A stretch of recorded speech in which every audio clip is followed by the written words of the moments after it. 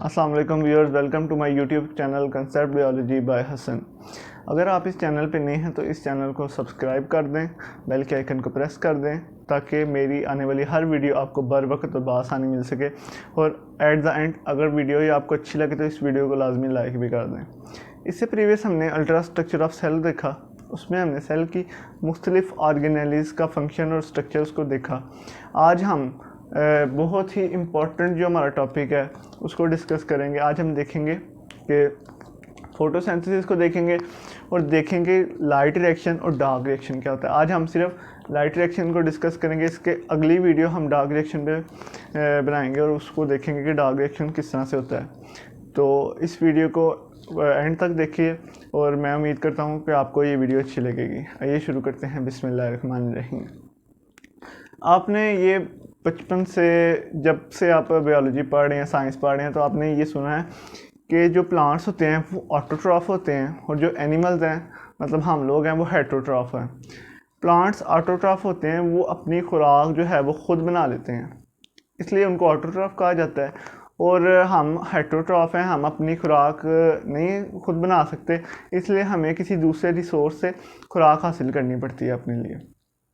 तो इसमें हम देखेंगे कि जो खुराक बनती है वो प्लांट में किस मैकेनिज़्म के ज़रिए, ऐसे तो नहीं ना प्लांट में खुराक बन जाती, इसमें पूरा एक मैकेनिज़्म है। उस मैकेनिज़्म को आज हमने डिस्कस करना है। आज हम देखेंगे, सबसे पहले देख लेते हैं लाइट रिएक्शन। लाइट रिएक्शन को शुरू करने से पहले हमें पता होना चाहिए कि फोटोसिंथेसिस क्या होता है। फोटोसिंथेसिस के एक बहुत कॉमन ये इक्वेशन है, कार्बन डाइऑक्साइड और जब वाटर मिलते हैं किसकी मौजूदगी में, सनलाइट की मौजूदगी में और क्लोरोफिल की मौजूदगी में, जब ये मिलते हैं तो ये फूड बनाते हैं और ऑक्सीजन रिलीज़ करते हैं। तो इस तरह ये फोटोसिंथेसिस का जो रिएक्शन है वो होता है। तो फोटो मीन लाइट और सिंथेसिस मीन बनाना। प्लांट जो है लाइट की मदद से अपने लिए खुराक तैयार करते हैं।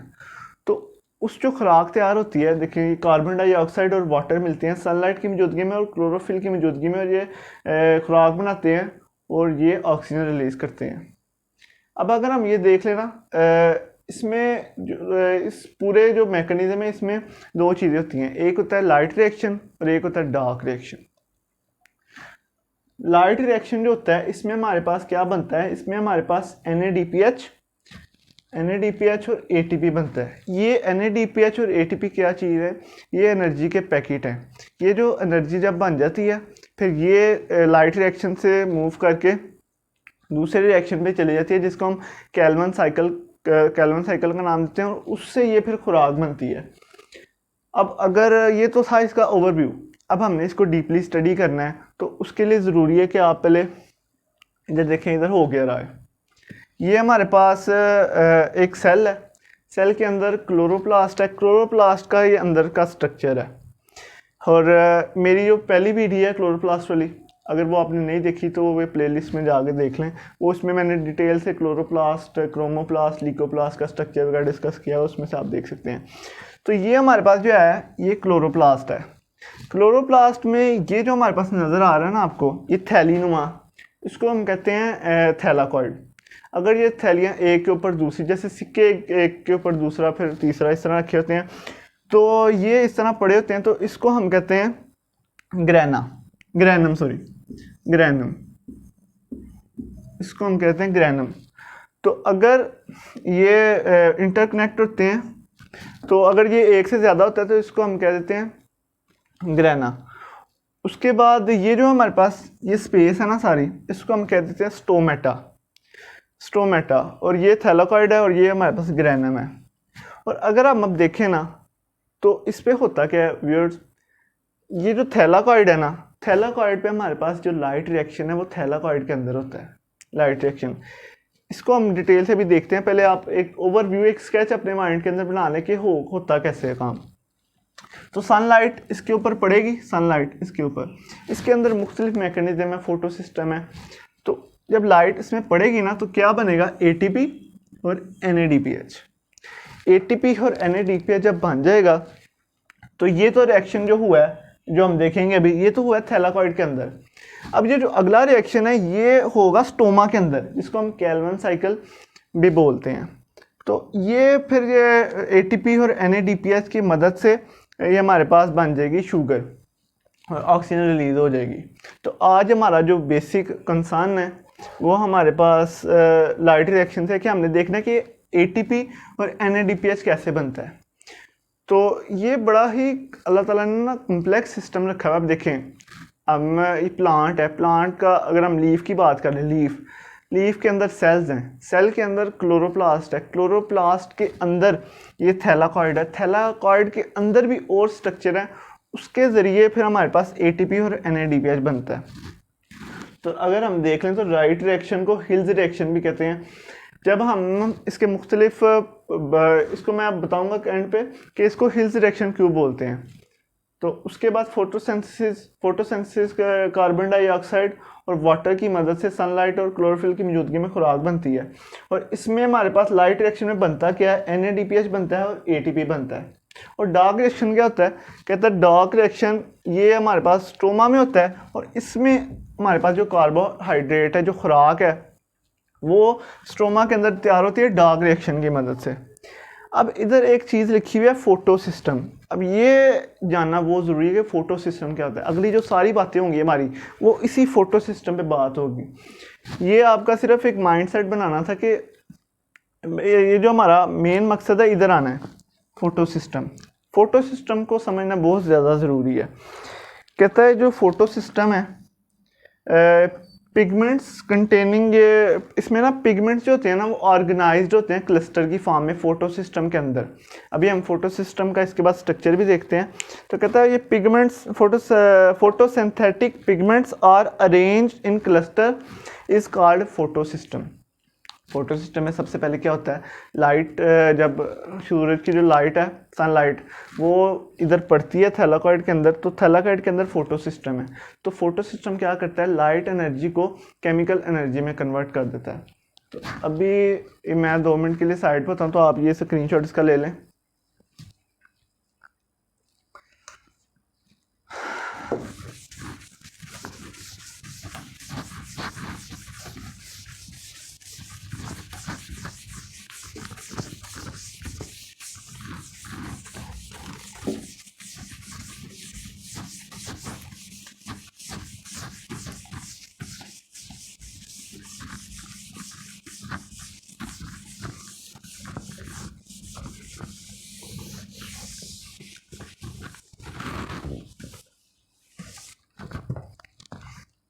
अभी हमारे पास है फोटो सिस्टम।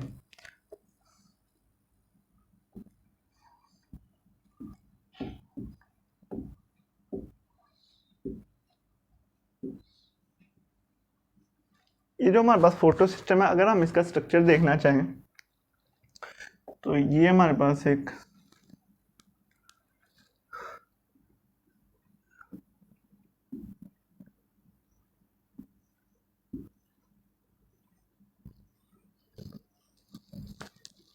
ये हमारे पास क्लोरोफिल है फोटो सिस्टम के अंदर।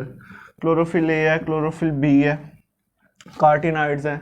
और उसके बाद जो हमारे सेंटर में प्रेजेंट है ना, सेंटर में है रिएक्शन सेंटर। तब होता क्या है व्यूअर्स, जब लाइट आती है, सनलाइट जब आती है तो सनलाइट एब्जॉर्ब करते हैं, इसको हम बोलते हैं एंटीना कॉम्प्लेक्स। एंटीना, जैसे अब कुछ सालों पहले की बात है कि जब ये टीवी सिस्टम, ये LCD सिस्टम इतना ज़्यादा मॉडिफाइड नहीं था कि घरों के ऊपर भी एक एंटीना लगा होता था। उसका क्या मकसद होता था, वो सिग्नल को कैच करता था। इसी तरह हमारे पास ये जो एंटीना, ये भी वही काम करते हैं। ये जो लाइट होती है इसको ये कैच करते हैं। तो अब हमें पता है जो सनलाइट होती है, सनलाइट जो होती है उसकी जो लाइट है वो वेव्स की फॉर्म में होती है। तो अगर हम वेव देखें तो ये हमारे पास वेव है,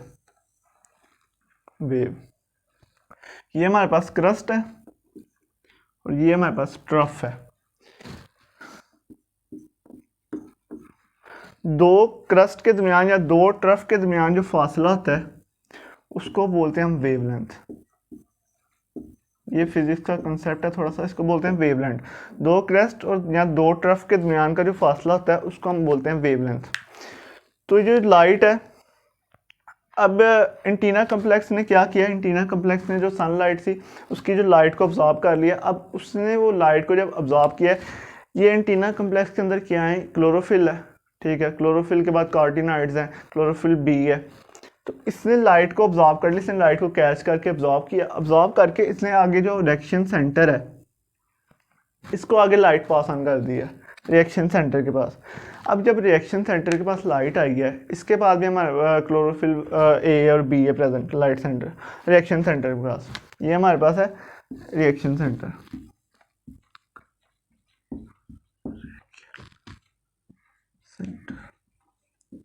ये रिएक्शन सेंटर प्रेजेंट है। अब जब लाइट एंटीना कॉम्प्लेक्स ने लाइट पास ऑन कर दिया रिएक्शन सेंटर पे, अब रिएक्शन सेंटर के पास क्या है, रिएक्शन सेंटर के अंदर इलेक्ट्रॉन है, इलेक्ट्रॉन एक्साइट कर देंगे। इलेक्ट्रॉन जब एक्साइट करेंगे तो उसके ऊपर होंगे प्राइमरी एक्सेप्टर, प्राइमरी एक्सेप्टर लगे होंगे। प्राइमरी एक्सेप्टर जो हैं वो इलेक्ट्रॉन को कैच करेंगे। इलेक्ट्रॉन को प्राइमरी एक्सेप्टर जब इलेक्ट्रॉन को कैच कर देंगे तो फिर आगे से इलेक्ट्रॉन ट्रांसपोर्ट चेन के ज़रिए होते हुए हमारे पास इलेक्ट्रॉन जाएंगे। तो उसका जो मैकेनिज़्म है उसके ज़रिए हमें फिर एटीपी मिलती है। उसका भी पूरा स्केच मैं इसके बाद बनाऊँगा। रिएक्शन सेंटर पे जो प्रोटीन होती हैं, इलेक्ट्रॉन ट्रांसपोर्ट चेन की प्रोटीन, और जो प्राइमरी एक्सेप्टर है जो वो एक्सेप्ट करेगा इलेक्ट्रॉन जो इसके अंदर से निकलेंगे।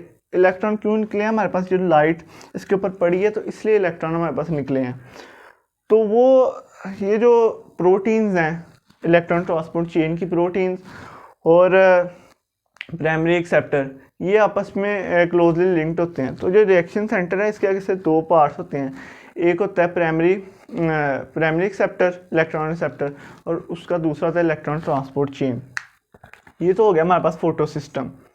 फोटो सिस्टम में जैसे हमने देखा था फोटोसिंथेटिक पिगमेंट होते हैं, क्लोरोफिल होता है। फोटोसिंथेटिक पिगमेंट आपको पता है क्लोरोफिल होता है, क्लोरोफिल होता है फोटोसिंथेटिक पिगमेंट, और ये क्लस्टर की फॉर्म में अरेंज होती हैं फोटो सिस्टम के अंदर। ये क्या करते हैं, ये लाइट एनर्जी इन्होंने ली है, लाइट एनर्जी को ये क्या कर देंगे, केमिकल एनर्जी में कन्वर्ट कर देंगे। ठीक है, ये तो हमारे पास हो गया फोटो सिस्टम।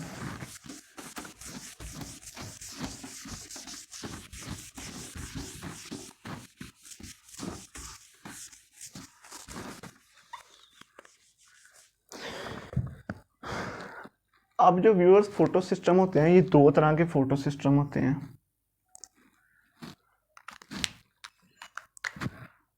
एक होता है फोटो सिस्टम 1, एक होता है फोटो सिस्टम 2।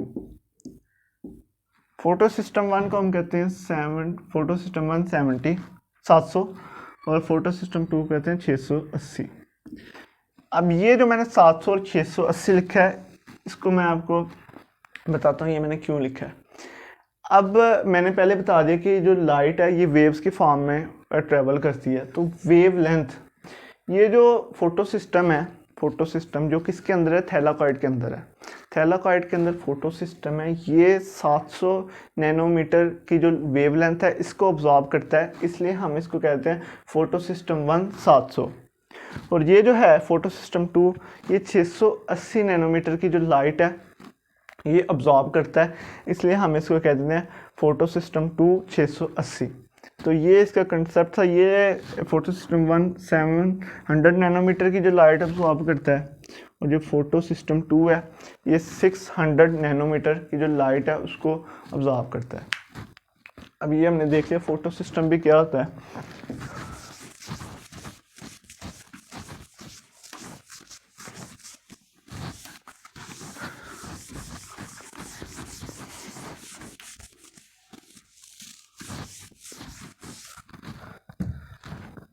अब हम जाने लगे हैं थैलाकॉइड के अंदर, थैलाकॉइड की जो मेम्ब्रेन है उसके अंदर असल में जब लाइट पड़ती है तो क्या होता है उसके अंदर। अगर हम देखें तो ये हमारे पास एक फोटो सिस्टम है, एक ये फोटो सिस्टम है हमारे पास। इसको हम क्या कह देंगे, इसको कह देंगे फोटो सिस्टम 2, फोटो सिस्टम 2। और ये 680 नैनोमीटर की लाइट को ऑब्जॉर्व करता है। फोटो सिस्टम 2 है हमारे पास ये वाला। अब इसके अंदर जो है वो फोटोसिंथेटिक पिगमेंट्स हैं। क्या है इसके अंदर, फोटोसिंथेटिक पिगमेंट्स। Photosynthetic pigments. अब क्या हुआ है कि ये जो सनलाइट है ना, इसकी लाइट आई है in the form of waves, तो उसने क्या किया है, वो आके इस पे टकराई है। जब इस पे आके गिरी है जो सनलाइट है, तो उससे क्या होगा, उससे हमारे पास ये जो इसके अंदर इलेक्ट्रॉन थे, इलेक्ट्रॉन एक्साइट कर देंगे। तो इलेक्ट्रॉन जब एक्साइट करेंगे, अभी फोटो सिस्टम 2 की बात हो रही है, इलेक्ट्रॉन जब एक्साइट करेंगे तो इसके अंदर होल आ जाएगा। अब किसी चीज़ में किसी चीज़ को निकालो तो उसमें खला तो आ जाता है, तो इसी तरह इसमें होल आ जाएगा। अब ये जो इलेक्ट्रॉन्स हैं, इलेक्ट्रॉन 2 इलेक्ट्रॉन्स जो हैं इसमें से चले जाएंगे, ठीक है। अब ऊपर हमारे पास क्या होगा, ऊपर हमारे पास होगा प्राइमरी इलेक्ट्रॉन एक्सेप्टर। ऊपर हमारे पास क्या होगा, प्राइमरी इलेक्ट्रॉन एक्सेप्टर हमारे पास प्रेजेंट होगा ऊपर, प्राइमरी इलेक्ट्रॉन एक्सेप्टर। अगर हम इसको कहें तो इसको हम फियोफेटिन कहते हैं। उसके बाद क्या होगा, उसके बाद इसने करना है इलेक्ट्रॉन को कैच। अब मैं बताता हूँ कि ये जो होल आया ये किस तरह फिल होगा। अब आपको तो पता है कि हमारे पास ऑक्सीजन बनती है, जब फोटोसिंथेसिस का जो रिएक्शन है उसमें हमारे पास खुराक और ऑक्सीजन बनती है।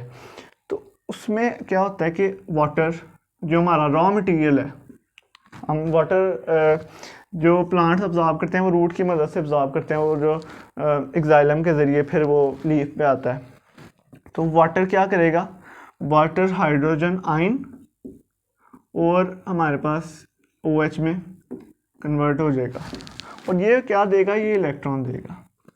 ये वाटर जब टूटेगा, तो वाटर जब टूटेगा तो क्या देगा, हाइड्रोजन आयन और OH और इलेक्ट्रॉन रिलीज हो जाएंगे, ठीक है। तो उससे क्या, अगर हम इसको बैलेंस कर लें तो 4H2O 4, ये जो 4 इलेक्ट्रॉन हमारे पास बने हैं ना, ये 4 इलेक्ट्रॉन्स आके, ये 2 इलेक्ट्रॉन हमारे पास इधर से गए हैं, 2 इलेक्ट्रॉन इधर आ जाएंगे, 2 इलेक्ट्रॉन आगे चले जाएंगे। और अगर हम इसको देखना चाहें, अभी हमारे पास ऑक्सीजन नहीं बनी, जो हमारे पास बायो प्रोडक्ट है, ऑक्सीजन हमारे पास नहीं बनी, वो किस तरह बनेगी,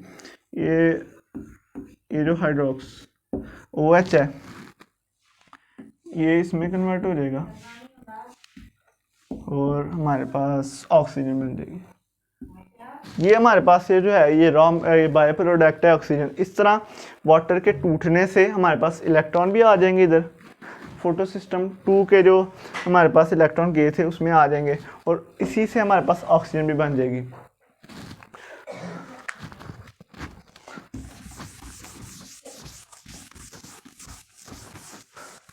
तो अभी तक हमने देखा है कि जो फोटो सिस्टम है हमारे पास, इस पे लाइट जब पड़ी है हमारे पास, सनलाइट हमारे पास जब पड़ी है, सनलाइट जब हमारे पास पड़ी है तो इसने क्या किया है, इसने जब इसके ऊपर पड़ी है तो इसने इससे इलेक्ट्रॉन को एक्साइट कर दिया, इलेक्ट्रॉन चले गए हैं ऊपर।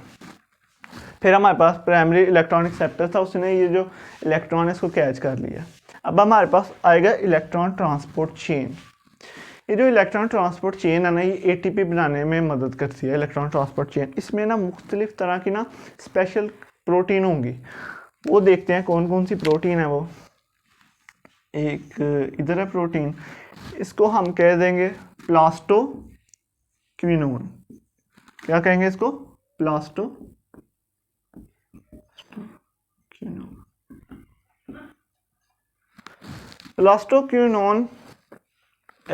प्लास्टोक्विनोन जो है ये रिड्यूस हो जाएगी, रिड्यूस होके बनाएगी PQH2। अब इससे इसमें कन्वर्ट होने के लिए हमारे पास हमें 2 हाइड्रोजन और 2 इलेक्ट्रॉन देने पड़ते हैं। इलेक्ट्रॉन जो 2 यहाँ से बचे थे इलेक्ट्रॉन तो वो हो गए, और ये जो हाइड्रोजन है ये स्ट्रोमा से मिल जाएंगे, ठीक है। तो अब क्या होगा, ये दोबारा फिर इस फॉर्म में कन्वर्ट हो जाएगी। ये जो इलेक्ट्रॉन है ना, जो इधर से इसमें आए थे, वो इलेक्ट्रॉन आगे चले जाएंगे अगली प्रोटीन के पास, और ये जो हाइड्रोजन है ये थाइलाकॉइड के मेम्ब्रेन के अंदर ही रह जाएंगे।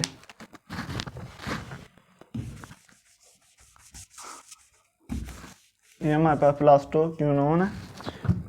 उसके बाद इलेक्ट्रॉन इधर आ जाएंगे। ये क्या चीज़ है, ये भी ख़ास तरह की प्रोटीन है, इसका नाम है साइटोक्रोम।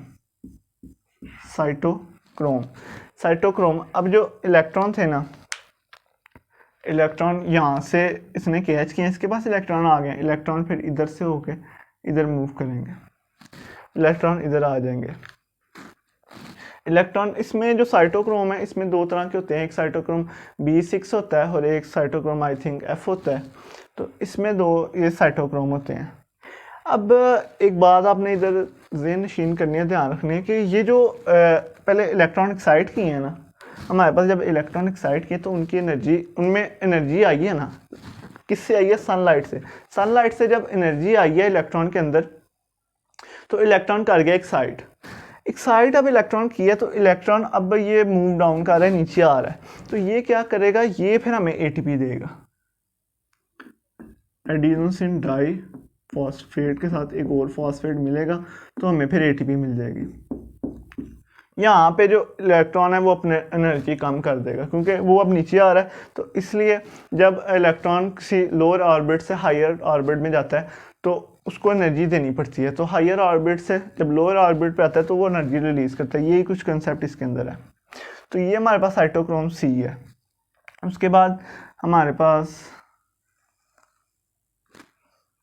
जो तीसरा है उसको हम बोलते हैं प्लास्टोसायनिन। प्लास्टोसायनिन, इस तीसरे को हम बोलते हैं प्लास्टोसायनिन। अब ये हमारे पास एक इलेक्ट्रॉन ट्रांसपोर्ट चेन है। इधर हमारे पास अब दूसरा बना लेते हैं हम, वो फोटो सिस्टम। ये हमारे पास है फोटो सिस्टम 1।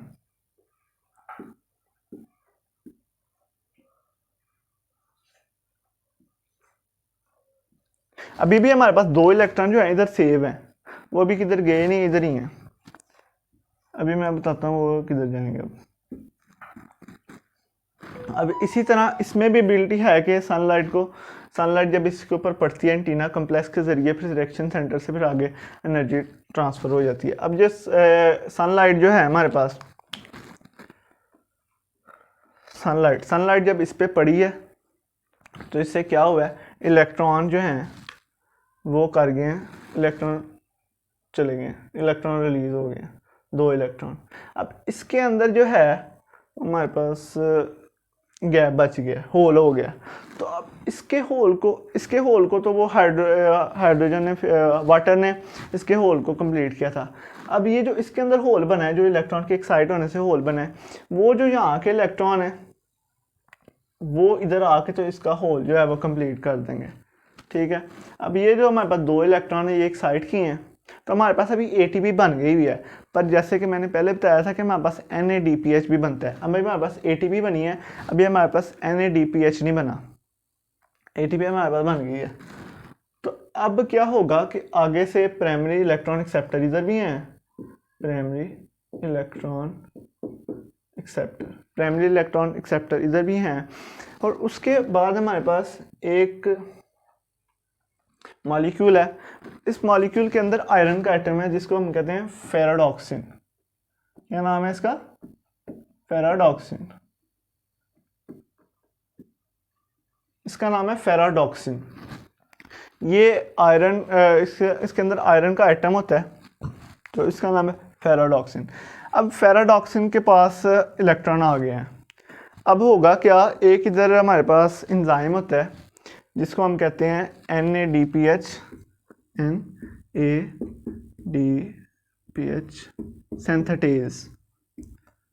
सिंथेटेज। ये जो हमारे पास एंजाइम है ये क्या करेगा? ये NADP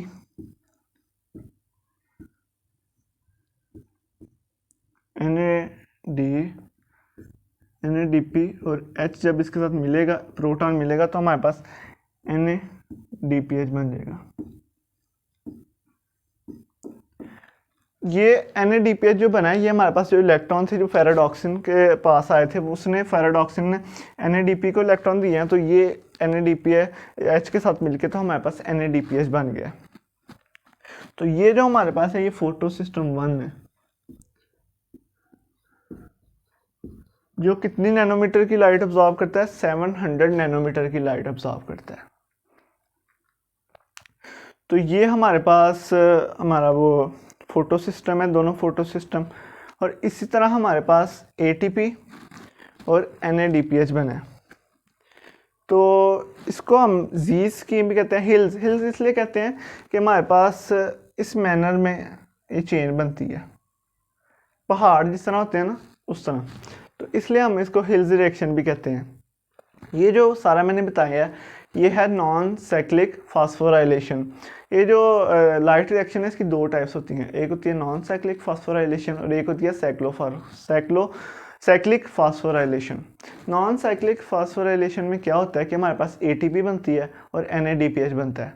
जबकि अगर प्लांट को कभी ज़रूरत पड़ी है एनर्जी की तो वो क्या करेगा, वो फिर फोटो सिस्टम 1 की मदद से ATP बना लेगा। फोटो सिस्टम 1 की मदद से हमारे पास ATP बन जाएगी, पर उसका भी मैकेनिज़्म सेम ही, इतना ज़्यादा मुख्तलिफ नहीं है।